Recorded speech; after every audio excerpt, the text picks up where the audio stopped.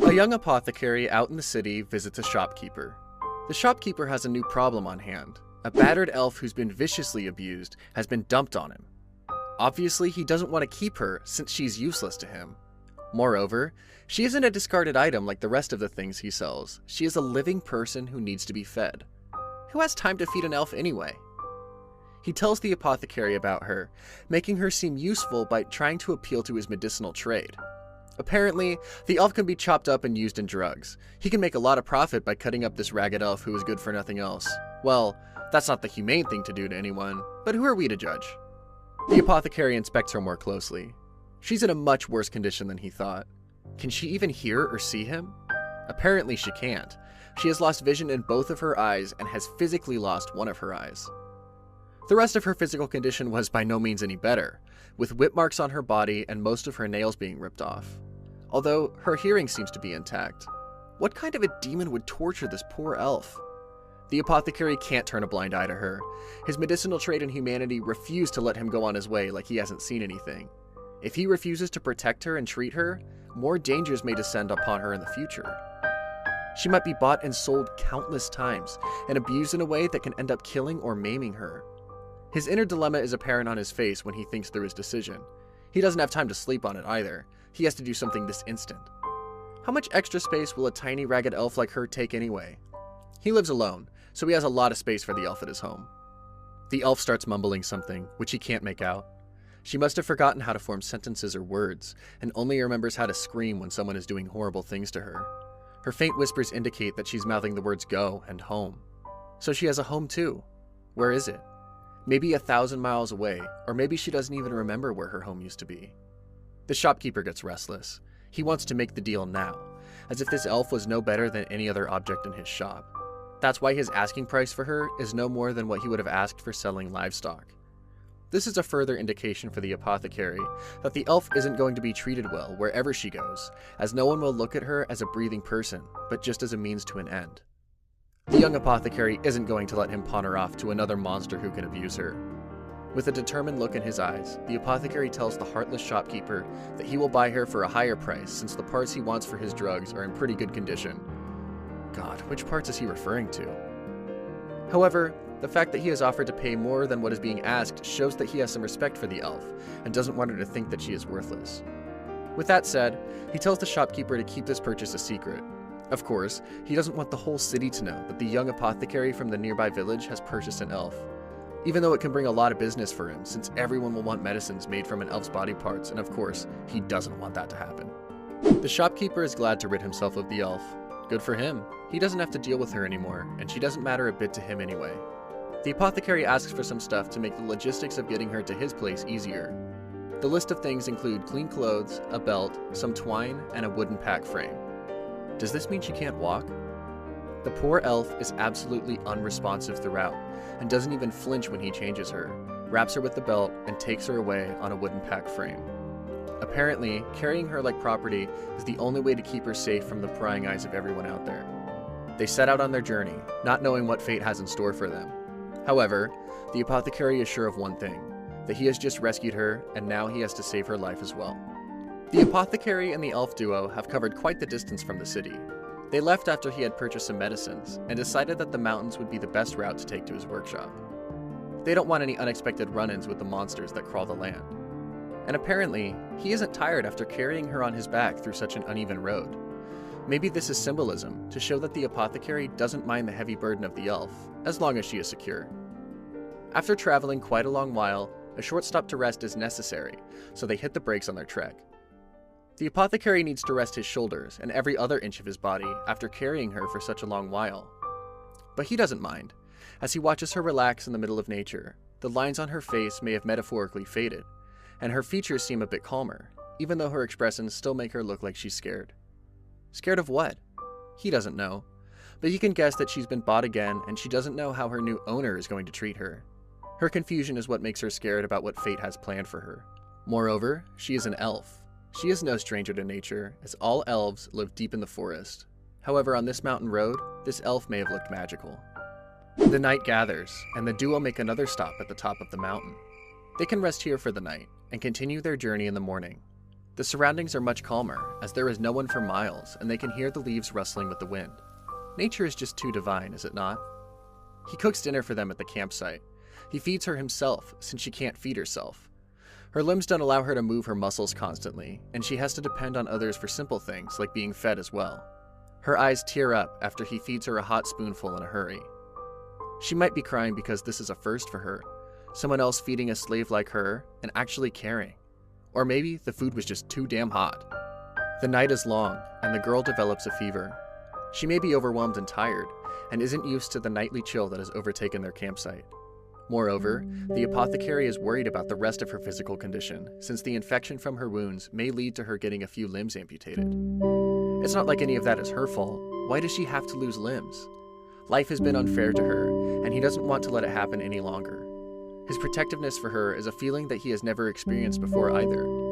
He prepares a simple antibacterial drink for her, using all of his apothecary knowledge and a few organic ingredients. At least he is well supplied after a visit to the city. He pours the drink into her mouth and waits for it to take effect. She keeps mumbling, however. Her breathing becomes calmer. Treatment number 1 is a success, and he can finally close his eyes and lose himself in a dreamless sleep after such a long and exciting day. He wakes up to find her already awake. He tries to talk to get something out of her except for the mumbles. Of course, he wants her to talk as he wants to know the elf that he has taken charge of. Is she hungry? Is she feeling better? Can she even hear him? Nothing. Not a word comes out of her mouth. They have been together for almost a day. However, there hasn't been a single conversation between them. Of course that's not normal. He needs a trigger to make her talk, so he shoots his final shot.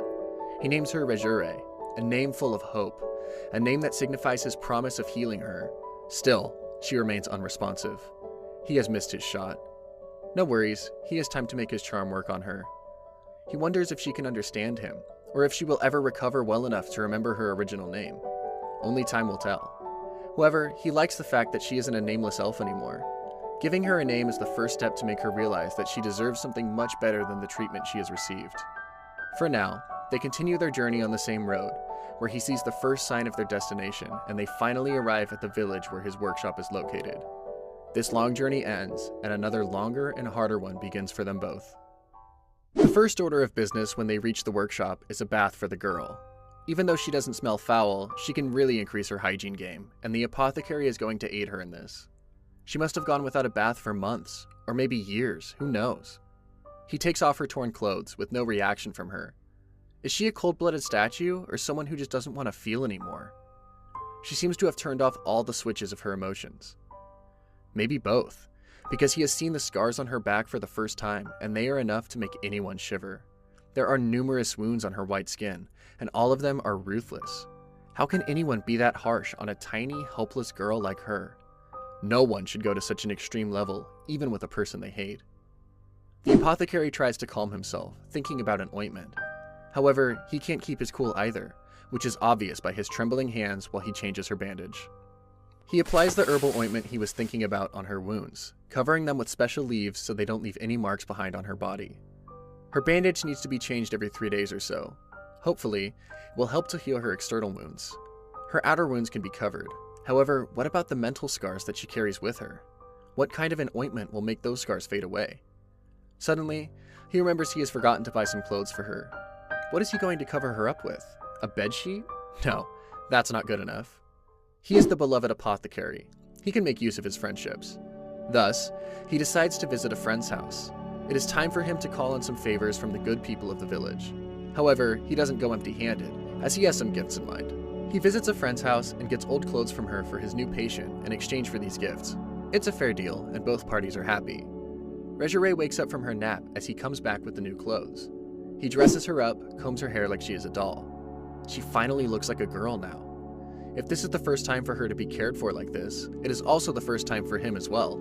Obviously, he doesn't change the clothes and brush the hair of every patient who visits him. Watching her looking much better than he found her, the apothecary realizes how sleep-deprived he has been for the past 2 days. He has made some progress with her and deserves a few hours of rest. Keeping his immense sleepiness aside, he starts feeding Rejure. However, she starts trembling halfway. Is she feeling too cold? Or maybe too hot? What can be the reason?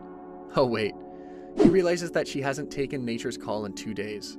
His obsession with her scars has deprived her of her basic needs. He carries her to the bedroom after dinner and understands her plight of eating liquid foods all the time. But she can't chew solid food because her teeth are in no condition to chew it. He might have to get her some dentures. Additionally, there's always the option of using a high potion, which recovers the body physically but reduces the user's lifespan because of the increased metabolism. He really is a workaholic, and takes his duties seriously since he falls asleep while thinking about how to make Regere better. Is his obsession just a scientific curiosity, or something more? She lies there, with her one eye open, as the apothecary snores away. There is no rest for the battered elf anyway. He wakes up and realizes that he passed out last night. He finds her wide awake, sitting in an upright position on the bed. Will he ever manage to wake up before her? He realizes that he has left his field unattended for a couple days. Since he grows his medical ingredients himself, he needs to resume his work on the field. He makes her sit outside so she can enjoy the sun, as if she can even feel enjoyment anymore. He starts working, and after a while starts hearing sobbing sounds. Regere is crying, sobbing silently. He obviously doesn't know the reason behind her tears. How can he? He doesn't know what she's been through. He's a male human, just like her captors, who can't easily help her emotionally. He decides to keep working so that he doesn't make things awkward. It's just too soon for that. He can't go to her and order her to stop her emotions from flowing. Eventually, she stops crying. He works the whole day, until the sun is way down below the horizon. The apothecary reopens his store. He has to feed himself and his patient after all. A while later, a young girl appears at his door. She is Monet, the daughter of his friend who gave him the clothes for Regere. She usually comes for errands, however today she is simply here out of curiosity. She wants to confirm if he actually has an elf at his workshop. A child's innocent fascination can bring no harm to the elf, so he decides to let her see Regere. Maybe this will even distract her from her own thoughts. She gets really excited to see Regere seated there, and starts shooting all the childlike questions that reside in her little mind. Regere obviously stays silent throughout her interrogation. However, the apothecary keeps answering all of Monet's questions on her behalf. He doesn't know how truthful his answers are, but still, they're better than silence. He is simultaneously working on a special project as he tries to fix something for Regere. He wonders if she will like his sloppy creation. It is better than nothing, he figures. The next second, Regere has a flower crown on her head. That makes Monet giggle, giving words to a fantasy, saying that she is the apothecary's bride now. Hearing the word bride gets him to quickly dismiss her silly idea, and tells her that the elf is simply his patient. He is glad that Monet has treated her with warmth and a childlike innocence. Furthermore, would she have liked this flower crown? How would she have reacted if she could see it? He knows that the chances of returning her vision are slim, but he will give her the drops that he has. When can we finally get to see her talk? We can't hold back the emotions. The full recovery will obviously take a while, but in the meantime, he needs to look after her skin and give her eye drops as well. Giving her food that's edible and easy on the stomach is a top priority as well. A good massage and repositioning will help her with her blood circulation. All this time, he has also been working on her dentures by taking help from a few library books. He spends some time getting the perfect size, and poor Regere has to endure days of his readjusting her new teeth, but the end result is totally worth it. Regere has the perfect teeth now. He can finally check this thing off his bucket list. The apothecary decides to take help from a friend, since Regere's necrosis in the limbs is slowly progressing. Even though it's not normal for him, asking for someone's aid is the only option left in the cards. His deep thoughts about this course of action are interrupted by the arrival of the local cattleman, who has come bearing meat as a gift. He is thankful to the apothecary for helping him with his lower back the other day, and is here now to show his gratitude. He decides to preserve a portion of the meat and cook the rest. Meat for lunch and dinner sounds delicious after a long while. He cooks the tough part in the stew, and the tender part is cooked as the steak, with all the spices that can make anyone's mouth water. The food is ready, and he wonders how long it has been since Regere's had meat. Maybe a long while. However, thanks to the dentures, she can finally have some solid food. The moment of truth arrives as he feeds her the first bite, and her reaction is more than satisfactory. She loves the meat and starts stuffing her cheeks with the food, with no care in the world. Her cheeks blush and saliva drips down her lips. Looks like someone is enjoying their meal, which makes us thank God that she is in the right hands. The apothecary decides to write a message to an old friend, hoping that he can help him with Regere. Among the various methods of delivery, he only knows one, which is using the messenger crow. Using the crow may be the most feasible option, since it can be really fast with its flying abilities. He releases the crow into the air with his message attached. Hopefully, it will fulfill its mission. They start waiting for the response with every passing day. They go back to their normal life, where he works and Regere sits and watches. Monet comes over to visit her a few times as well. However, he notices that Regere has started gaining some of her responsiveness back, which is a great sign. He starts hoping that any day now she will start talking, until she falls ill, which is super surprising.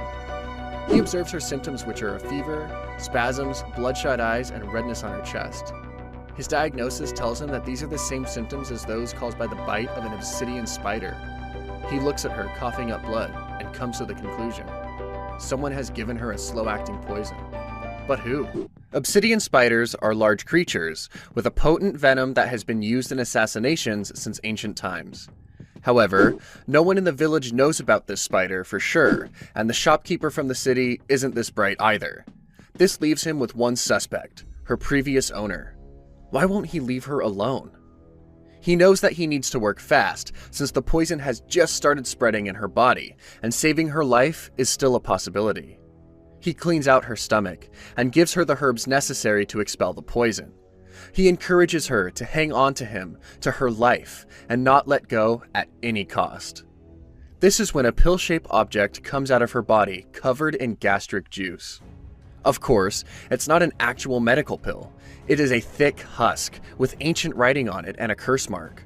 Whoever her previous owner was, he has dramatically held on to her. He thinks back from the time he found her with all her wounds, and now the poison.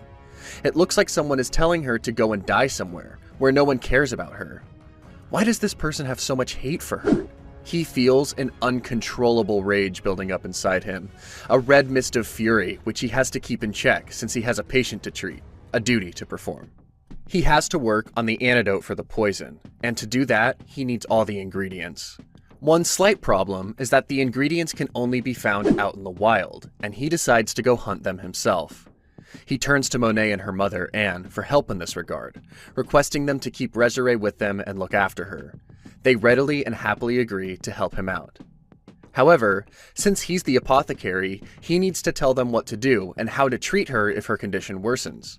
Out in the wild, he collects all of the ingredients and comes back successful after 2 days. He starts making the injection using a dragon fang, adding herbs and some of the poison from the spider to create the antidote. 2 days pass since he is out to collect the ingredients, and he hopes that Regere is holding up well in his absence. An apothecary should not be away from his patient in such a state, but this was necessary to save her life. Thanks to Anne and Monet's care, Regere's condition has not worsened. He injects the fang with the antidote into her shoulder, reassuring Regere that she doesn't have to worry about dying yet, since she is going to get better soon enough.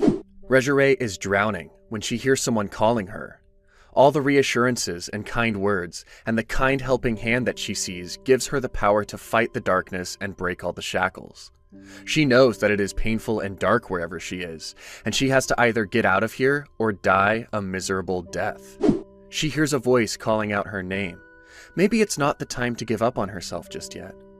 She reaches out to the kind arm that wants to bring her out of this misery, and this is the best plan of action for her.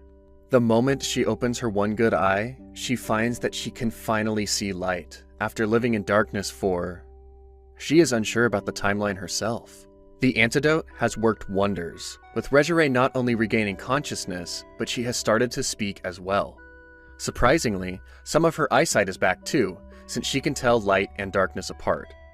The apothecary doesn't know the exact reasons behind the miraculous vision recovery, but deduces that the antidote had a restorative effect on her eyesight with all the ingredients from the wild. He is extremely thankful for her recovery. However, he doesn't seem to understand why she won't give him any straight answers about herself. Where is her hometown? Does she even have a nickname? If she did have a nickname, she doesn't know him well enough to reveal it yet anyway. However, she seems to have lost all of her previous memory before arriving in the village. Maybe it's for the best, since she never had good memories throughout her life as a slave. It is time to make better and happier memories and leave the past behind. He should stop trying to remind her about the past as well, and encourage her to look forward to the future. She thanks him for saving her life in broken words and a broken voice. The hope of a good future in her tone makes him realize that not only did he save her, she saved him a little bit as well. What is it about her that affects him so much when he had never felt this way before? He doesn't get much time to interrogate Resare about anything important because a local farmer stops by to present the apothecary with another gift, a massive pumpkin. Do all of his patients keep dropping by to leave oversized gifts? He'll never go hungry at this rate. He decides to cook the pumpkin right away, or at least he wanted to, until Anne and Monet enter the workshop to check in on him. With one look at the pumpkin, they force him to take a break and rest, as he seems to have bags under his eyes. As a man of science, he should know that he shouldn't overwork himself while they prepare a pumpkin pie to celebrate Resare's recovery. Of course, he can't refuse when it comes to Resare and her recovery, because this is his biggest achievement.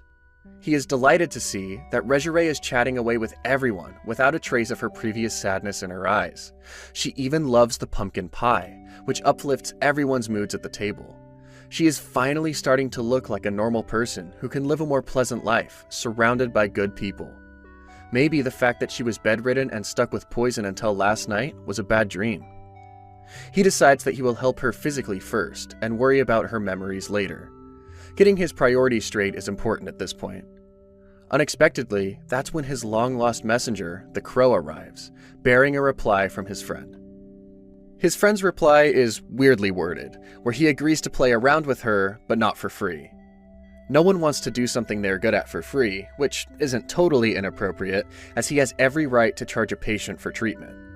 He knows he doesn't have any other option if he wants Resare's limbs healed. His friend may be weird, but he is a damn good doctor. He'll worry about paying him later, as his friend can work on credit for him.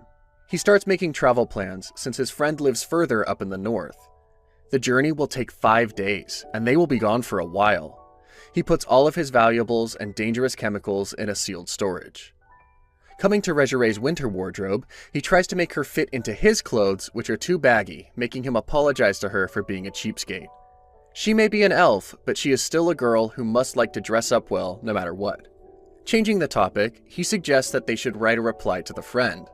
Meanwhile, he can think about what to do with her clothes. He knows that they will have to make a detour and stop at the city for a little shopping. He can't let the girl think that he's too broke to get her warm clothes. Additionally, he can't let her freeze to death on the road either. He has decided to do the shopping alone, as Resare will surely attract attention in the city. Moreover, he had told the old shopkeeper that he had sold the elf to another doctor the last time he saw him. He can't just show up with her beside him after lying to the shopkeeper, as he has to save his reputation as well. He walks throughout the city to shop for clothes, and while buying women's clothing is not as suspicious, buying their underwear is extremely awkward for him. He has to make up a story about buying all this stuff for a female relative of his, but no one's buying that story, are they? Even if they believed his story, he knows that he will never be able to forget their weird stares, ever. But he has to move on, and try to forget about this situation. Distracting himself, he loads his horse with all the shopping bags and starts moving towards his workshop. His horse has slowed down with all the weight of the clothes and food, but he reaches back somehow.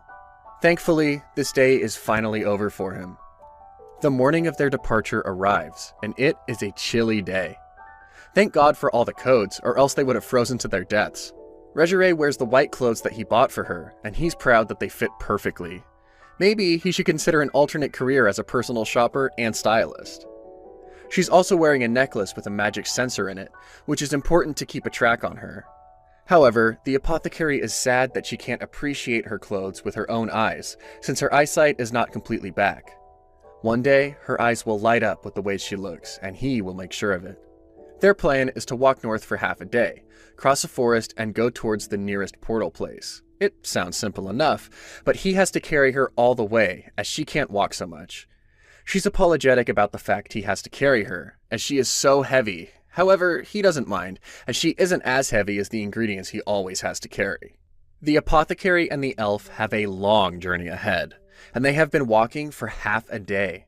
They haven't made much progress, as he is trying to be careful and avoid dangerous routes. They have to pick up their pace if they don't want to be stuck on the road for more days than expected. They have decided to set up their camp early as it's getting dark, and carrying her is kinda tiring for him. Plus, all the emergency items are also way too heavy, and he shouldn't have brought so many things in the first place. While deciding the place for the camp and making all the arrangements, he realizes that this is the first time since he cured her from the poison that they are able to sit down and have alone time, just the two of them. What are they even going to talk about? This might just be the perfect opportunity for them to get to know each other better. This is the first time that Regere has started a conversation, and she begins with asking him his name. Of course, it has been a long time since they have been living together, and she still doesn't know what to call him. He doesn't want to tell her his name yet, and asks her to call him Apothecary since this is his job. Without digging any further into the matter, she accepts his unclear reply and calls him Mr. Apothecary.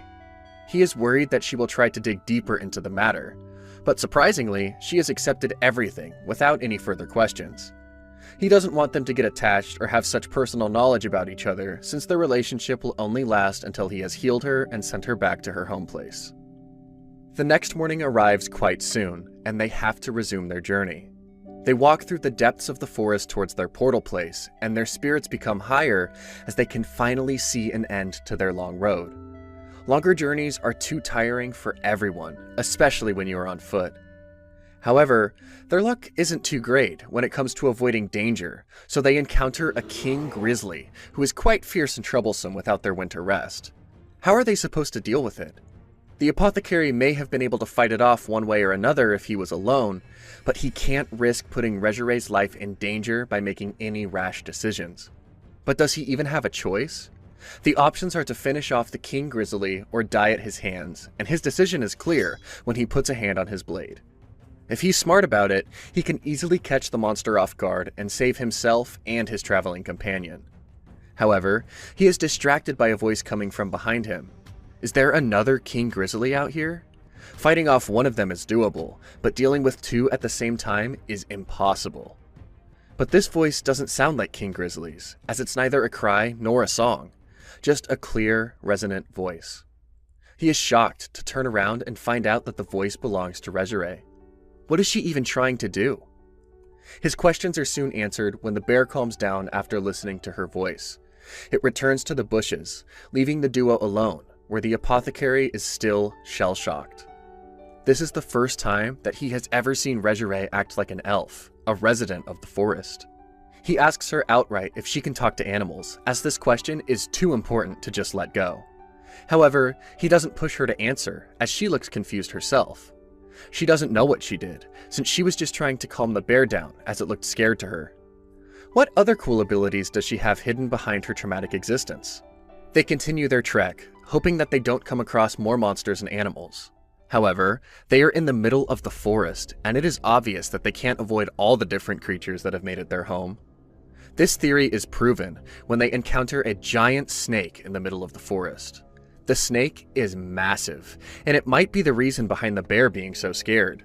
It does look terrifying, and such mutated creatures seem to be appearing quite often in the forest, which may be due to the influence of bad mana. The apothecary has been theorizing about the snake the whole time, until he realizes that they can't ignore the snake. It is huge enough to cause damage to the nearby villages, and he can't let this happen.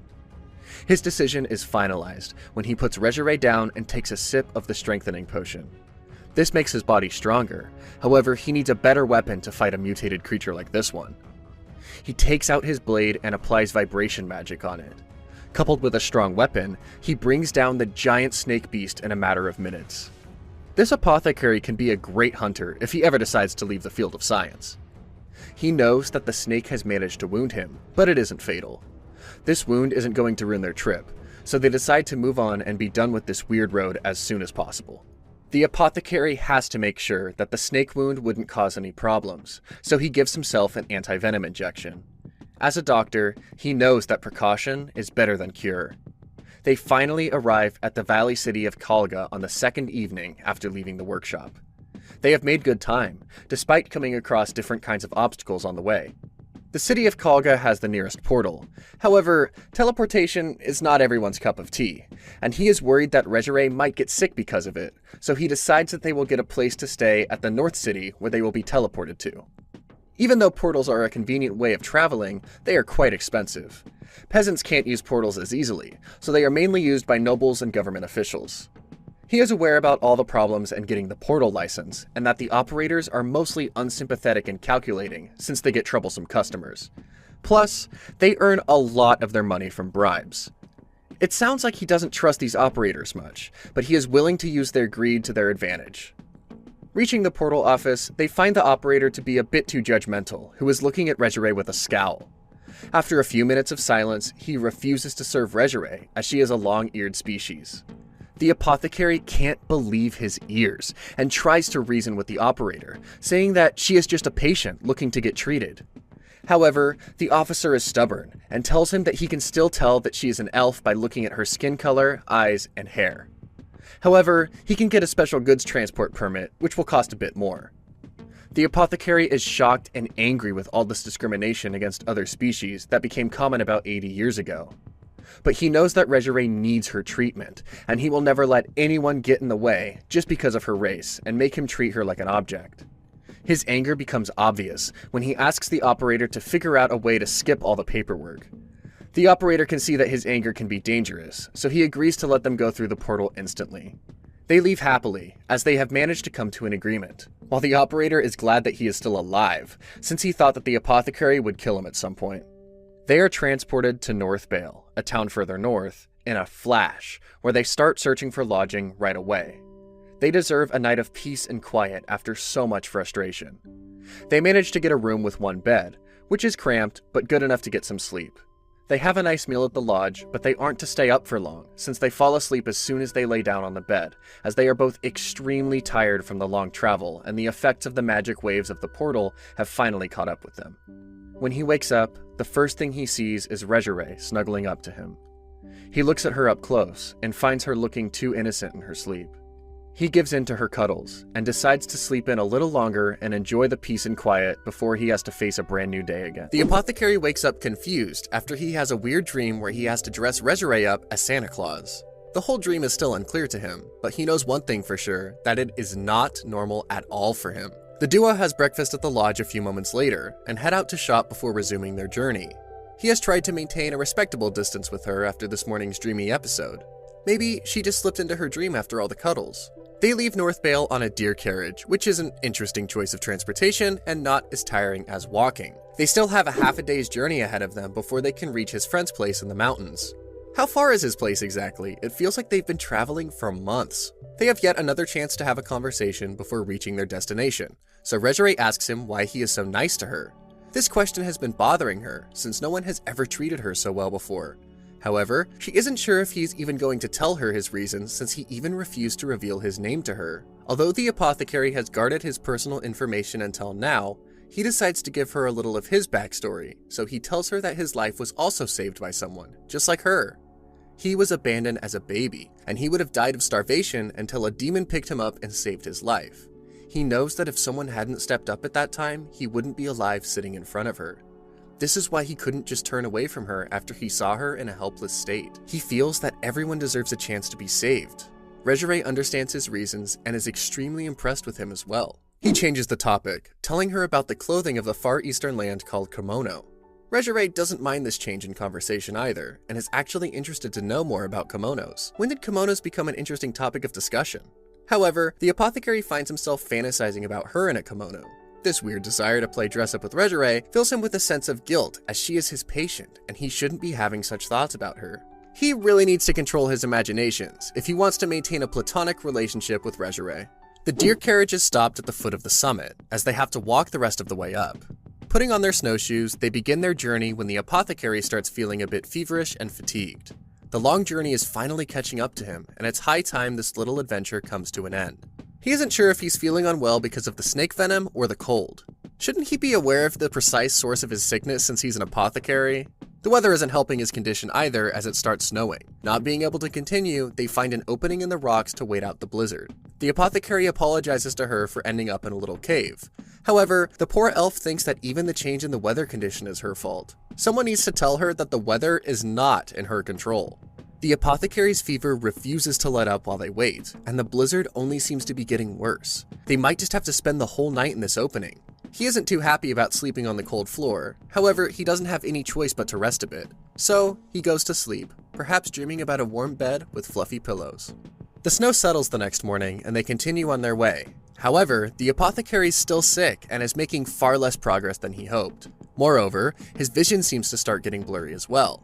The situation gets more desperate, so he decides to send a rescue signal to his friend. Honestly, he should have done it a few moments earlier, but better late than never. However, the signal he sends is really weak, while his condition worsens even more. It looks like he's about to lose consciousness. Regere is worried about his condition and wants to help him one way or the other. She remembers about the pendant that he had given her and activates it. The pendant has a signaling magic, and hopefully it works since they don't have any other option. A few leagues away, on top of a cliff, a masked person spots the signal coming out of the pendant. The apothecary wakes up in a comfortable bed, thinking all of his hardships were just a dream. But he finds out that it was all a reality when he spots his demon friend Adam in the room. He is glad to see his old friend after such a long time. He is soon filled in on the previous day's events and how they were picked up by Adam's servant. Adam scolds him for sending a weak signal that did not indicate their location properly. Of course, if he hadn't sent Gouache, his servant, to rescue them, they probably would have ended up freezing to death or been eaten alive by snow leopards. He is also told that his elf girl is fine, while Adam continues to scold him for overworking himself, trying to fight monsters and not working on his mana. This surely has been a memorable morning for the apothecary. He can only hope that he won't get scolded the whole time he stays here, or else Regere might think that he is just a child who gets reprimanded all the time. The apothecary is clearly fond of Adamska, an ex-human, who has devoted his life to his extensive research about the body. He stocks fresh parts and conducts ethically questionable medical magic experiments, just because he doesn't know how else to satisfy his curiosity. A man of science only craves more and more knowledge. However, all of this does not mean that Adam is a bad demon. The apothecary has known him for a long time and can vouch for the fact that Adam is just weird and not evil. And unlike him, Adam is perfectly capable of handling Regere's arms and legs, which is basically the whole point of making this tiring and life-threatening journey. Adam is happy that the apothecary is fine, but coming straight to the point, he inquires about the money. He obviously means business, which is understandable. The apothecary shows him all the shiny coins that he has brought, which makes Adam happy as he won't have to worry about stocks for a while. His inner curious medic is also excited to be able to work with elf bones after a long time. Starting the treatment, Adamska starts to inspect Regere with his Alma, which is an innate magical ability linked with his soul that he has mastered with extreme training. Regere passed out during her examination, but thankfully she regained consciousness in time for dinner. At the dinner table, Adam tells the apothecary that Regere's condition is quite interesting, for lack of better words. Continuing his diagnosis, he also reveals that the damage to her skin and internal organs will heal naturally, but her limbs and eyes can cause some problems in the process. Even though her right eye has recovered, someone has intentionally blocked her sight with mana. But who could it have been with such evil intentions? On the other hand, her left eye is a lost cause, which cannot be fixed even with a replacement. Furthermore, her limbs have a corrosion spell on them, and are really infected, so the things are pretty intense in that department. It looks like someone intentionally does not want Regere to be better at all. However, one positive point is that Regere has the metabolism of an elf, which is slowing down the deterioration of the limbs, but this still doesn't make her condition any better. All of her injuries and limbs are difficult to heal. Has the apothecary's hesitation to amputate her limbs put her life in grave danger? If so, then how will he ever be able to live with this guilt? He knows that he has to save her limbs and the rest of her parts at any cost now. Adam has to be serious at this point, giving it to him straight that leaving the limbs as is can be lethal. He believes that cutting the limbs off right here is the only option left to them. They have figured out all the details of the surgery, but the only thing left is informing Regere about how her limbs are literally going to get chopped off. Who is even going to have this conversation with her? After a brief discussion, it is decided that the apothecary will be the one to disclose this news to her. Adam tells him not to waste any time and go to her this instant. However, he has something to tell Regere as well, and decides that he needs to be alone with her to tell her this. Can this be explosive information to her? While the apothecary walks toward Regere's room, Adam goes off to search for spare limbs that look like the right size in his collection. Even though he is a demon, is having a collection for limbs as normal as he makes it look like? Hopefully he will end up finding a perfect fit for Regere. Meanwhile, the apothecary has entered Regere's room, and she looks really peaceful lying down on her bed. She is even glad to see that he is okay. He tells her everything that Adam informed him, revealing that she has to undergo surgery since there is no other solution. Regere takes a moment to collect her thoughts and tells him that she is ready for the surgery as she trusts him. Her shoulders are visibly trembling as she says this. However, she tried to put up a strong front in front of him. He knows that it must be tough for her to hear this from a human she barely knows, but appreciates her deciding to take on this challenge. Regere may look like a feeble elf, but her spirit is really strong. If she has survived this long after going through so many difficulties, it's obvious that she isn't an ordinary girl. The apothecary is also overwhelmed with the trust she has built in him, and decides that he will do everything in his power not to betray this. The time of the surgery draws nearer, and Adam has successfully found the perfect right arm and left leg for Regere after looking through his collection. Maybe he should allow people to shop for different body parts from his collection. They administer anesthesia using a dragon fang needle and tie her limbs. They have to take care of the hygiene requirement, so they sterilize everything before proceeding with the operation. Regere lies down, all ready to get this operation done with. She is given the anesthesia as the two medical men start off with the surgery. One of them severs her limbs with the vibrating knife, so her cuts are treated well. The other connects the flesh and bones, making sure that everything fits together. During this time, Regere keeps opening her right eye every now and then, looking around in a trance. The apothecary is glad that the anesthesia has worked, since no one can handle the pain of getting all 4 of their limbs cut off. Thanks to Adam's vast experience, the procedure seems to be going well, increasing the apothecary's hopes for Regere's recovery. The operation has been a great success, thanks to Adam, who was able to grasp the position of the nerves and the bones perfectly with his magic. Moreover, the limbs that he chose from the collection for her looked okay on her, not making her appear ghastly. During the whole time, the apothecary notices that Adam keeps muttering some things to himself and giggling as he looks at her limbs, but he tries to pretend that he didn't see that for his own sake. After all, no one wants to admit that their friends are weird. They leave Regere to rest for a while, until Gouache calls them back when she has finally woken up. She is glad that the surgery is finally over now, even though all the lightness feels weird to her. She can't feel her limbs just yet, and she might be going through a lot of pain for some time. However, she is finally safe as all of the corrosion is gone now. Apparently, she also has to do some recovery exercises for the nerves and mana channels to work properly. Adam claims that his work here is done, as he can't babysit her the entire time. This is an indication to the apothecary that she is his problem now. However, he doesn't mind, and is only glad because Adam's skills have been the real deal in successfully removing the corrosion and replacing her limbs. Of course, he charged well for his skills, but the apothecary doesn't care much about the money anyway. They stay over at Adam's after the surgery, while the apothecary fully recovers from all the fatigue he has been feeling. Moreover, they need to be at his mansion to monitor Regere's condition, which is unpredictable anyway. All this time, Adam has made the apothecary work like a slave, making him clean the whole mansion, including his cold storage. It looks like Adam can be a pretty tough master to work for. However, the apothecary doesn't mind, as he wants to repay him for his help. He's been checking up on Regere as well. During one of their routine checkups, he inquires about the dentures, which hurt her a bit, but she seems fine.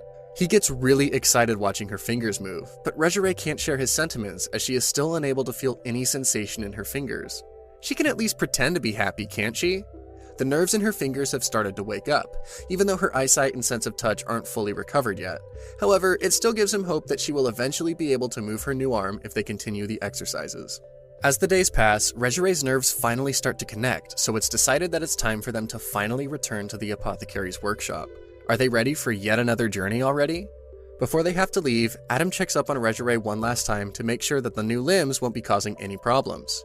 Remembering that he had to talk to her privately before she leaves, he takes her to the terrace for their secret discussion, making the apothecary wonder what it can be about. Out on the terrace, Adam begins the conversation by telling her that the female parts of her body have been heavily damaged.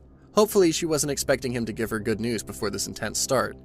Continuing his concern, he reveals that her condition is not unfixable, but the procedures will be risky for her. Basically, he wants her to know all of her options before she can make a decision. Their talk lasts for a few minutes, not even long enough to cool down a cup of hot tea in winter mornings. They seem to be fully invested in their conversation, as they don't even move an inch from their spot. When they start coming back, the apothecary notices the expressions on their faces, and it clicks that their topic of discussion was anything but lighthearted. Is this a point of concern for him as well, or is it such a private matter that could not be discussed in front of him? The apothecary and Regere get ready to leave for home, and she clearly looks upset for some reason. Maybe she's getting bothered just thinking about the road trip ahead. Interrupting their preparations, Adam tells the apothecary that he wants to give him something, making him follow his steps to the mansion's basement. They find themselves in the storage room where the apothecary gets excited after looking at something. It's soon revealed that the thing waiting for them in here is an air growl, which is a custom-made piece of Dwarven technology that the apothecary's savior used to ride. The technology was supposed to be missing, but Adam seems to have found it somehow. However, he doesn't seem to have any use for it, so he is offering it to the apothecary. They can use it to get back home. Does this mean they won't have to travel for days this time? How convenient that will be. About to leave, Regere bids goodbye to Adam, promising to help him with the chores the next time they visit. However, Adam doesn't seem too eager to invite them back, since all of his research is done with the elf body. Well, at least he's upfront about it, instead of being fake to their face. They start the air growl, which uses mana stones to propel itself through the air, and leave the mansion. The apothecary is glad to have received the air growl, but is aware of its high energy consumption and maintenance requirements as well, which is why he decides to not use it once they reach back home. They are back home at the workshop for a week, and the apothecary has decided that there's just no place like home. He's also stashed the air growl on the porch, which means that he really meant it when he said that he will not use it again. Regere seems to be feeling fine as well, and the surgery hasn't caused any complications apparently. Moreover, the rest of the wounds on Regere's body are healing as nicely as they can, and soon enough she will have her smooth skin back. With Regere now conscious, it is a little awkward for the apothecary to give her a bath, so Anne and Monet arrive to solve this problem for him by inviting Regere to tag along with them when they go to a bath. She enjoys herself in the warm bath, while the apothecary hopes that it will help her feel more relaxed. Anne and Monet stay back for dinner with the duo, after they help Regere with her bath. Her scars look better. It seems like the bath was a good idea after all. The apothecary applied salve on her wounds, hoping that they would heal even further. He doesn't want her to look her pitiful self. Does he expect her inner wounds to heal this way as well? He also has another thing on his agenda, cutting Regere's hair. The apothecary is not an experienced hairdresser for sure, but he knows that cutting her is necessary for her to come to terms with her identity. She has grown out her bangs to hide her face and wounds, but there is no need to do that anymore. Furthermore, the apothecary has also made her an eye patch to protect the sunken left eye. He continues to cut her bangs shorter and adjust the eye patch on her face. She finally looks like a normal girl, even with the pirate-like eye patch, and he hopes that now she might not attract the attention of the village anymore. The apothecary doesn't have to spend all of his time looking after Regere anymore, so he decides to return to business as usual. Now he can take care of other patients who can pay for his services. Plus, he highly enjoys doing his work, and his long vacation is finally over. He works in his workshop during the day, giving out medicines to the needy or checking different patients who visit him. In the meantime, Regere rests outside and hangs out with nature, while absorbing mana from the atmosphere to replenish her magic. After all, she is a magical elf, and has mana throughout her body. After he is done with work, the apothecary helps Regere with some exercises for her limbs. He wants to accelerate the process, so he stimulates her muscles with electric and vibration magic. The process is obviously really painful for the girl, but it has to be done. Furthermore, there is a new determination in her eyes, which she had never seen before. It looks like she actually wants to be better now, and doesn't wish to just die a meaningless death anymore. The ragged elf has finally decided to give life a chance, and he will help her achieve it. The duo has steadily continued their recovery exercises, and not every day is a good day for them. One day, it seems like they're doing good and making progress, while on other days, it feels like they're stuck in one place with no improvement. But one thing is for certain, they are not going to give up hope. During this time, Regere has worked a lot on her speech, and her words have become much clearer. They can communicate with each other by having real conversations now, even though her memories are still blurry, but that's the headache for another day. Today it's time for another one of their sessions, and the apothecary instructs her to try bending her wrist and the elbow, since he wants her to get back her movement abilities in her joints. When Regere tries to do this, her hand starts glowing, and the apothecary is taken aback. She is actually using magic with her hands now, and it feels surreal for the apothecary to witness it. Regere explains to him that she wanted to give him a surprise, but she couldn't control her magic as he had held her hand for the first time, which is why her magic has shown itself to him without her permission. It looks like she felt something a lot more after making physical contact with the apothecary, and whatever it was, it must have been a magical sensation. She looks rather happy after making this mistake, and reveals that she had gained control of her hand this morning. The first thing she started doing was practicing channeling magic through her newly recovered hand. She must have missed feeling magic on her fingertips all this time, and now she can use it whenever she wants. Having so much power in her hands after not being able to use them must be a great feeling for her. The apothecary is shocked by the pace of her recovery, but is proud of Regere for putting so much effort into her exercises. Only her determination has allowed to find so much success in such a short span of time. The apothecary has a delivery from the local craftsman, and is delighted to find that his order is just how he imagined it. Is this another one of his oversized gifts from the villagers? Moving on, he asks Regere to try it, and it's revealed that the mysterious object is a wheelchair. He has ordered the wheelchair so the duo is better prepared for any future travel plans. Of course, he can't carry Regere on his back during entire journeys, as it slows them down and almost breaks his back. He isn't going to sign up for that whenever they have to go out together. However, the apothecary can't believe that the chair has turned out so perfectly, even though he was the one who came up with the sketch for it. The local craftsman is really talented, isn't he? The wheelchair is an imitation of something he had seen in the capital, and since he has got this one made by a specialist, it promises to be durable. It isn't going to break anytime soon, and the elf can have a lot of fun while sitting on it as well. Regere is obviously curious about this chair with wheels which keeps moving, but she will definitely grow to like it after she is fully sure that it won't end up being the cause of her death. The apothecary has found out that the dentures he made for Regere are getting loose, so he decides to make new ones for her. First, he has to take out her old dentures, which is a messy process as well, but he manages to do it. Furthermore, he fixes the new ones in her mouth and hopes that they will hold up well for her. He obviously has to take care of her dental hygiene if he wants her to return to her home place after regaining all those lost memories. He obviously can't let her go without a healthy set of teeth to her house, right? But for now, he has to make some dinner for both of them. Thinking about her new dentures, he decides to make the food extra easy to chew today. He really is a thoughtful gentleman when it comes to her well-being. The dinner is ready and on the table, where Regere has started to eat with her own hands now, and it turns out that she loves the fish paste that the apothecary has prepared. He really does know how to make an elf's mouth water with his amazing recipes for peculiar dishes. Even though Regere doesn't have full control of her hand, she can move her arm a bit, so he lets her eat by herself as practice. She looks really happy to finally be able to carry the food to her mouth on her own, but the apothecary is feeling left out. After all, he was the one who had to feed her for months, and suddenly he doesn't have that job anymore. It's a bittersweet feeling for him. The apothecary gets 2 extra days off from the workshop every month, and he decides to use it to help Regere.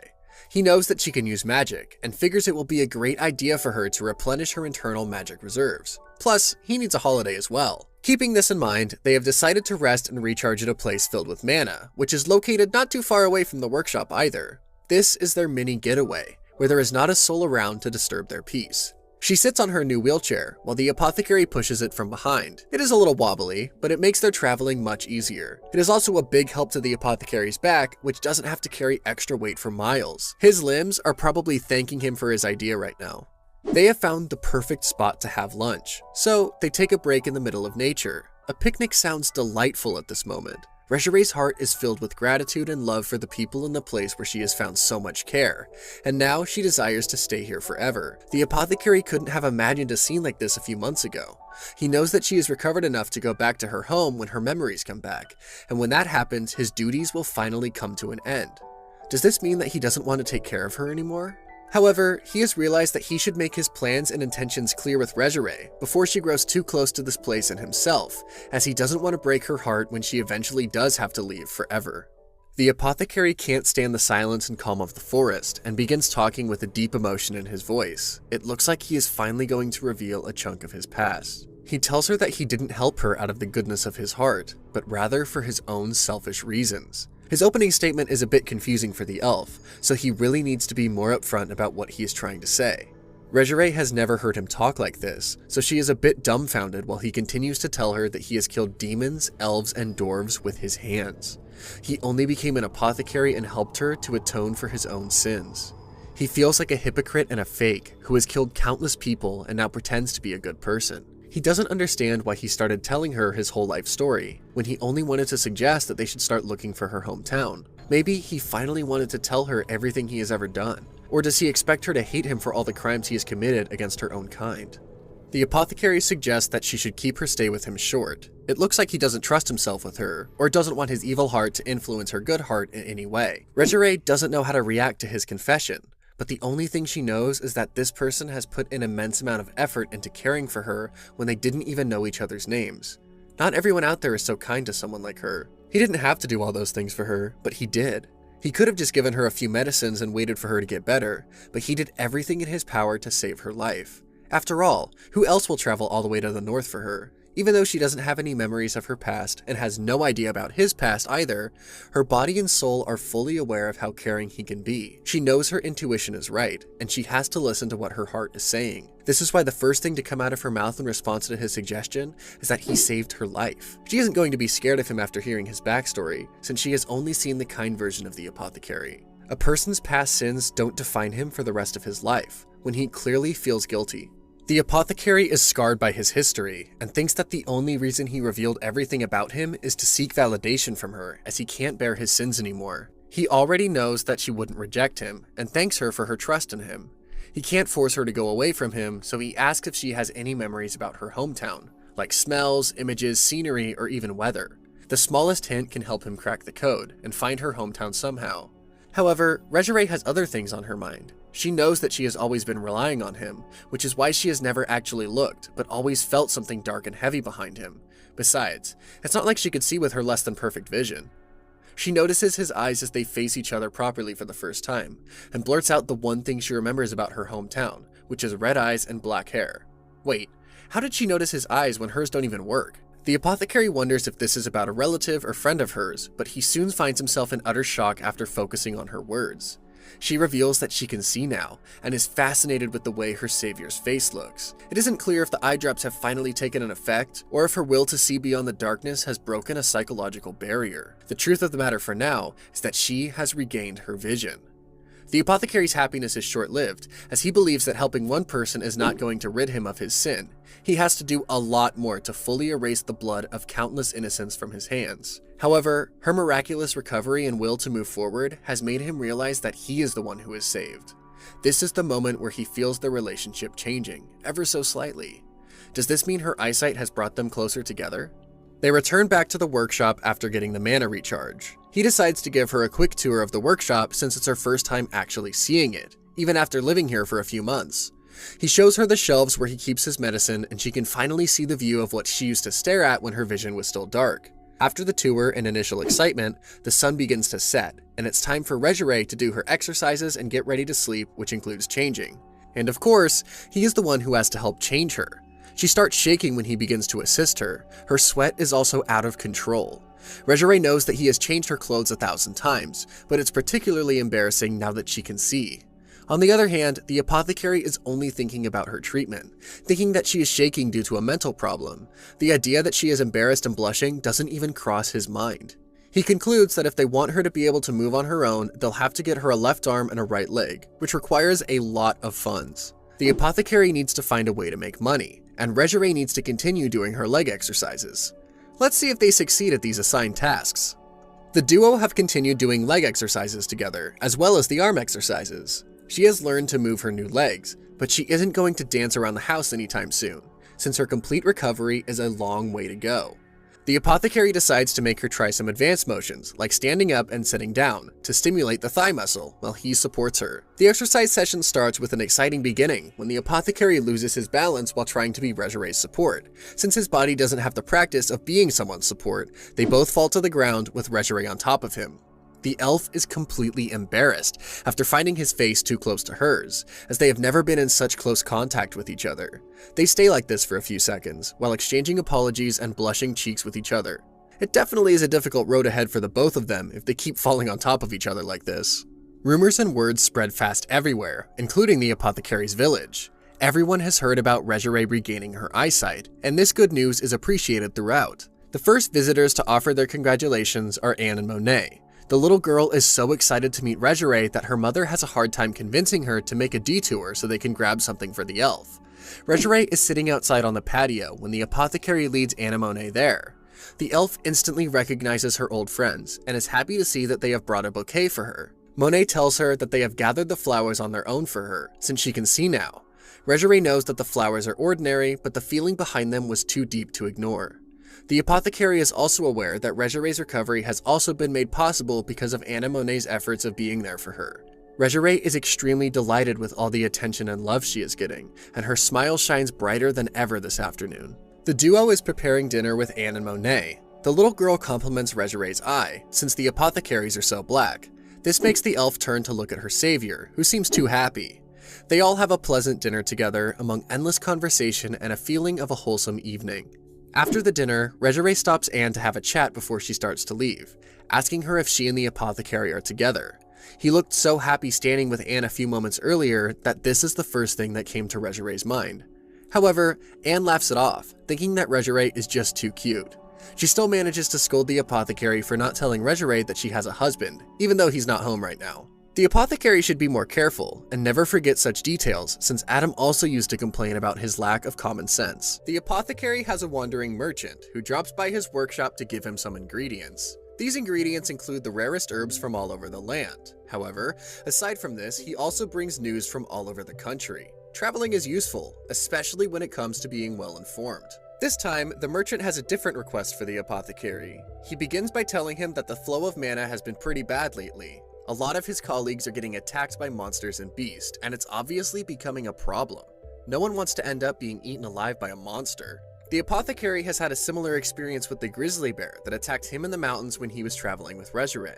The merchant continues with his request and comes straight to the point. He's wondering if the apothecary has some sort of beast repellent. Is he looking for some kind of spray that he can blind the huge beasts with? The apothecary comes up with a better solution than a spray, and gives him a mix of tobacco and herbs that smell unpleasant to the beasts. However, this request reminds him of the time Regere used her voice to calm the bear they met on their way to Adam. How did she stop the big old bear with just her voice? The apothecary can't seem to forget the time when Regere stopped the big old King Grizzly with her voice, and he can't handle his curiosity anymore.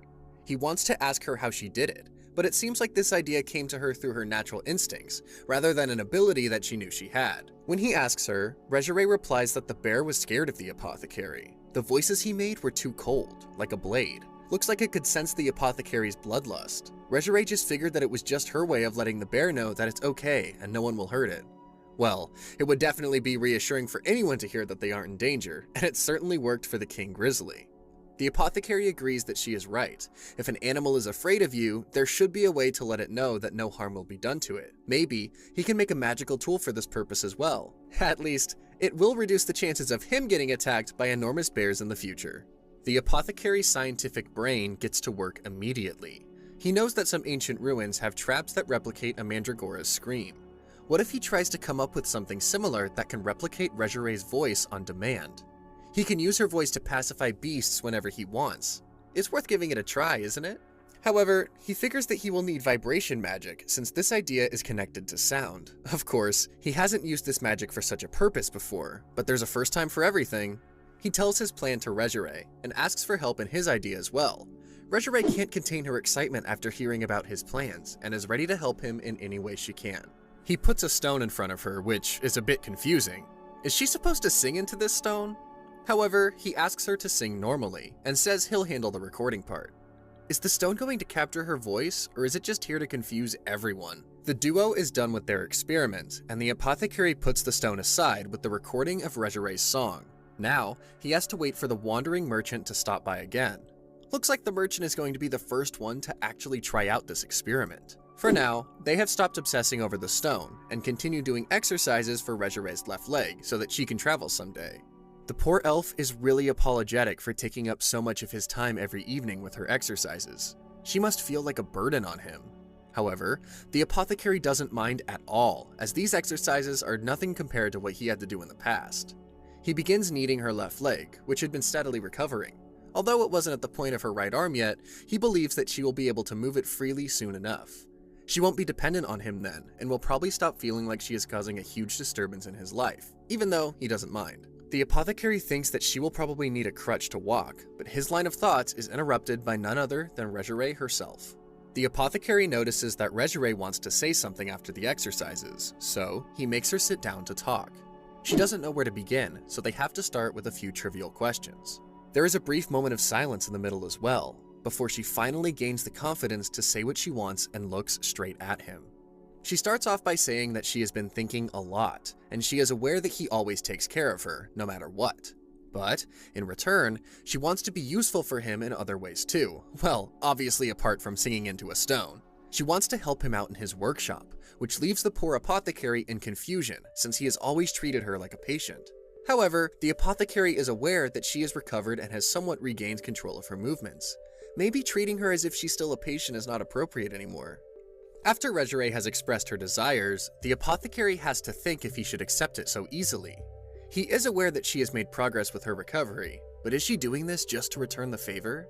He doesn't want her to feel like she owes him anything for the treatment, so he makes up his mind and begins telling her that it would have been easy for him to agree to her request if her body had recovered completely. The elf knows that she can't use her magic or limbs that well yet, and he can't give her work when she is half sick. He has to apologize to her for turning her down like this, but it had to be done. He promises her that he'll make sure she is able to work someday, and he will definitely let her work with him when that time comes. She decides that she will improve health-wise and in other departments as well, so she isn't as useless anymore. After this, she has a drastic change in her attitude and starts doing as many things as she can without his help. Thank God for her right arm that still works. Even though he doesn't want her to force herself, he knows that she has become unstoppable now. He still manages to help her with potentially dangerous activities. However, she has stopped asking him for any sort of help completely. She has a determined look on her face while she searches for things she can do all the time. For instance, she even imagines mana flowing from her fingertip into the flower, so she is even practicing to get her magic back forever. 4 months pass by, and the apothecary is in his shop trying to work on the next recording stone delivery for the merchant when he hears Regere's voice. She has prepared the breakfast and is obviously not happy to find out that the apothecary hasn't slept the whole night again. Looks like she has got the hang of using her limbs in 3 months, and she is walking around the place with a crutch. She got ready to work in such a short time, so he let her help out in the workshop like he promised. At night, the apothecary thanks her for helping him out. She really is a hard worker. This is a huge compliment coming from him, and it makes Regere happy. Now, she can finally fall asleep peacefully. The apothecary knows that helping a single elf girl isn't going to erase his past mistakes, but she needed help and he wanted to help, so here they are. But now, she has made an amazing recovery and is even helping him with his work, and that ragged elf is lost in a distant memory. She is able to move around decently now, but he feels like she needs artificial limbs for her own safety. Thankfully, those recording songs with her singing have become quite popular, and selling them has made them enough money to afford those artificial limbs. They have to travel again, but this time, they won't come across the King Grizzly since they have the Airgal. They travel for 4.5 days, and finally arrive at the dwarven city of Volston, which is known for its metalworking. The apothecary has an old friend living here who hasn't replied to his letter, which makes him worried, but he still decides to head over to the forge. He is relieved to find the blacksmith Madrilli at the forge, but asking her to make the limbs is a challenge like no other. She hates elves, and is the only person who can get the job done. He has to spend the next few days trying to convince her. When Madrilli sees Regere walking around and talking to everybody about dwarven technology with a childlike wonder and curiosity, she ends up warming up to her. Since the artificial limbs need strong power sources, they end up repurposing the Airgal's engine to assist them in this regard, and they succeed at it. Madrilli's craftsmanship is truly perfect, and the limbs are too good for daily life, so he can hardly complain. They decide to leave Volston after a few days of adjustment, as their money is all gone now.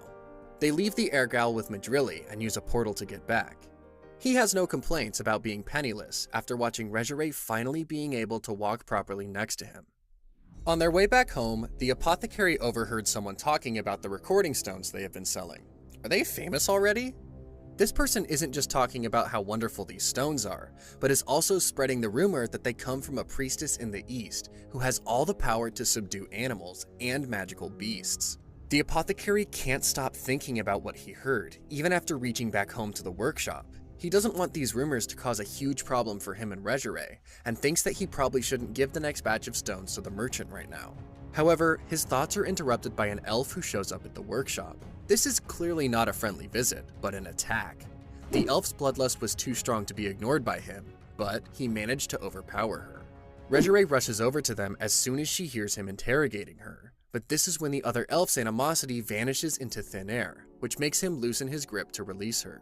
The intruder is now in tears. She runs to Regere and hugs her. It turns out that they both are sisters, and the intruder's name is Idaria, who has been searching for her sister since she disappeared from their village years ago. Idaria and the apothecary apologize to each other for acting like children a few seconds ago, and they sit down to talk. Idaria reveals to Regere that she is from a tribe of proud forest-serving Valyers, and her real name is Lumeria Shira Ausplum. Will hearing her real name bring back memories?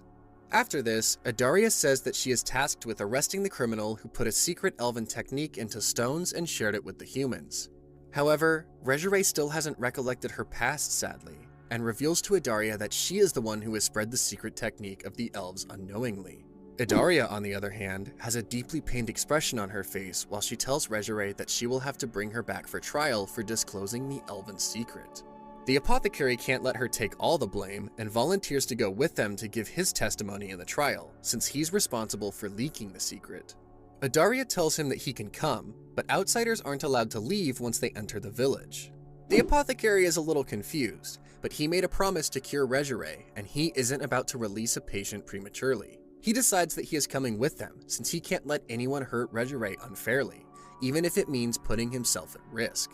Regere is obviously very touched by his kindness, and they plan to leave the next morning with Adaria. The morning arrives, and Regere is a little sad, as she isn't sure if they'll be able to return back here. She will surely miss this place she had started to call home. Adaria has shown up with their means of transport, and it turns out that they will be flying to the village on the back of an unusually large griffin. Elves consider this normal, obviously. The griffin's name is Grim, and he surely looks like a strong bird. Grim doesn't mind having 3 adults and their luggage on his back, and starts soaring through the air. At this point, they aren't aware that there is someone else who has managed to track their location, thanks to the stones he has been selling. This person doesn't look like he will bring any good news for them, since he is interested to find out where those long ears live. Coming back to the trio, they headed west from the workshop and past the mountains. They find a place to camp until the next day, since Grim needs some rest as well. The next day, they reach a mountain with a hole in the middle, and Adaria exclaims that this is their home, Elsvaria. Grim also returns to his birdhouse, and the apothecary and Regere follow Adaria to the local police, where she has to report their arrival. The apothecary can feel the other elves staring at them curiously from every direction, until he spots one of them approaching the trio. It turns out that this new elf is Regere, or Lumeria's mother, and they have an emotional mother-daughter reunion. Lumeria's mother's name is Ladmia, who is heartbroken to find out that her daughter has no memories of her home, but she seems to have realized the whole story after taking a closer look at her daughter's body. They take a detour to their house from the police station, as Ludmia wants to give them something. However, they are interrupted by someone's approaching footsteps, who have followed them to their house. This person is asking Adaria why she hasn't reported to the station even though Grim is back. The man's name is Shakna-sama, and Adaria apologizes to him, and it looks like this man is her boss. He looks at the apothecary and Lumeria, and his face is quickly filled with scorn and hostility. The apothecary is glad that he came, since Lumeria could have definitely not handled this alone. Shakna-sama is not pleased that Adaria has brought a filthy human, and he immediately sentences both of them to death. Adaria is shocked to hear this, since she never expected her sister to be murdered like this. The apothecary surrenders, as he believes that trying to escape will only put everyone's lives in danger.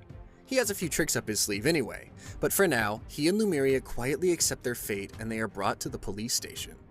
The duo is put in separate cells without questioning, and Adaria is the one who has put the locks on their doors personally. A few days after they are imprisoned, some people with a deep hatred for elves attack their home.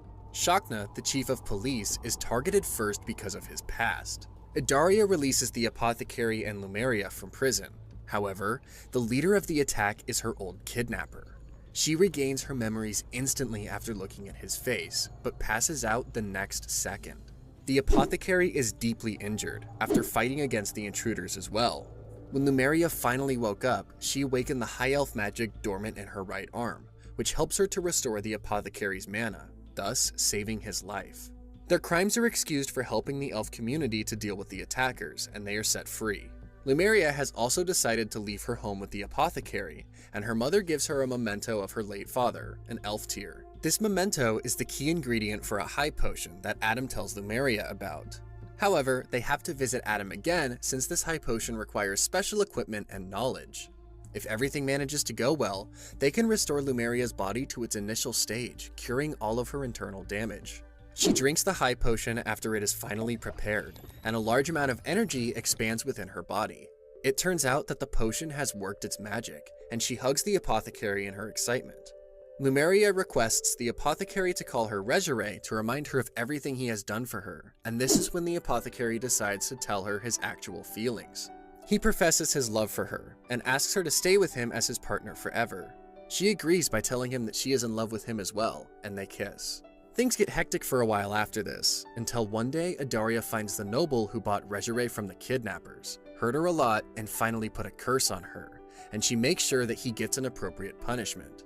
When Regere hears about this, she only says that she can finally forget now, and they can continue living their life with the apothecary going on occasional trips to gather medicines. Regere has also started to cure people with her healing magic. She has become so popular, their small village has turned into a full-blown town. The apothecary and his ragged elf have settled down with children of their own, spending the happiest times of their lives together and bringing this very emotional and moving tale to an end. Well guys, that was quite the story. What did you think? What other mangas or manhwas would you like for us to cover? If you know of any like this one, please let us know in the comment section because we're always looking for new stuff. I hope you guys enjoyed the story of the apothecary and the ragged elf. Thank you so much for sticking with us till the end. Don't forget to like, comment, and subscribe for more, and consider checking out the other stories on our channel. Once again, thank you so much for watching, and I'll see you in the next one.